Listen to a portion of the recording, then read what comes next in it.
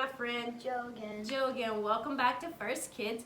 We are continuing with our cereal series. Remember how series on cereals. You're so good at that. It's such a tongue twister. And so today we have brought a healthy cereal. We've been doing all of these sugary cereals, and we brought a healthy cereal. So Joe, what's your favorite healthy snack? Probably healthy snack. Probably like carrots or apples. Carrots or apples. Good job. I like a banana. So that's a good healthy snack. I usually don't even eat a whole banana. You don't eat a whole banana? I do.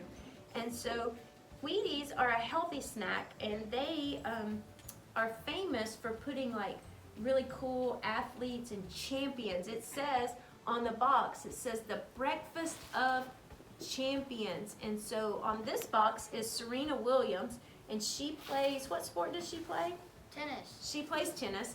And so Wheaties does all kinds of athletes and people that are champions in this world on their boxes to advertise, because they are the breakfast of champions. Let's turn it around. Perfect. And they put like gold medal, Olympians, MVPs, athletes, all kinds of things. And so I'm reminded of how we can be a champion for Jesus. And this comes to us from John chapter 13, verses 1 through 17. This is a long passage, so Joe and I are going to share the reading time on this one. I'm going to start, and then Joe's going to pick up. And so this is when Jesus washed his disciples' feet. And it was just before the Passover feast. And Jesus knew that the time had come for him to leave this world, and it was time for him to go to the Father. And Jesus loved his disciples who were in the world, so he now showed them how much he really loved them. The evening meal was being served, and the devil had already tempted Judas Iscariot, son of Simon, and he had told Judas to hand Jesus over to his enemies. Jesus knew that the Father had put everything under his power. He also knew he had come from God and was returning to God. So he got up from the meal and took off his outer clothes. He wrapped a towel around his waist, and after that he poured water into a large bowl. Then he began to wash his disciples' feet. He dried them with a towel that was wrapped around him. So Jesus was with his disciples eating a meal, and he was going to wash his feet. And so he got up, took his outer clothes off, wrapped a towel around him, and he started washing his disciples' feet. And this is what happened next. So Joe, read to us what happened next. He came to Simon Peter. Lord, Peter said to him, are you going to wash my feet?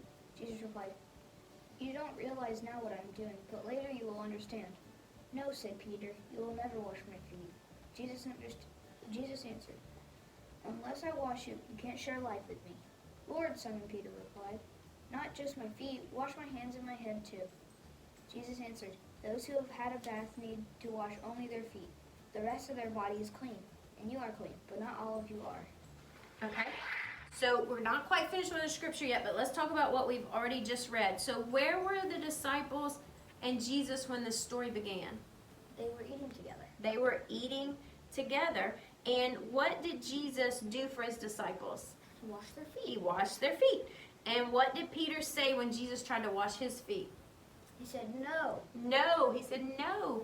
And Jesus said, unless I wash you, you can't share life with me. And then after that, Peter said, well, if that's the case, then wash my hands and my head too. He was like all excited about it. So let's see what happens after that. Jesus knew who was going to hand him over to his enemies, and that was why he said not everyone was clean. When Jesus finished washing their feet, he put it on his clothes. Then he returned to his place. Do you understand what I've done for you? He asked them. You call me teacher and Lord. You are right, and that is what I am. I am your Lord and teacher, have washed your feet. So you also should wash one another's feet. I have given you an example. You should do as I have done for you.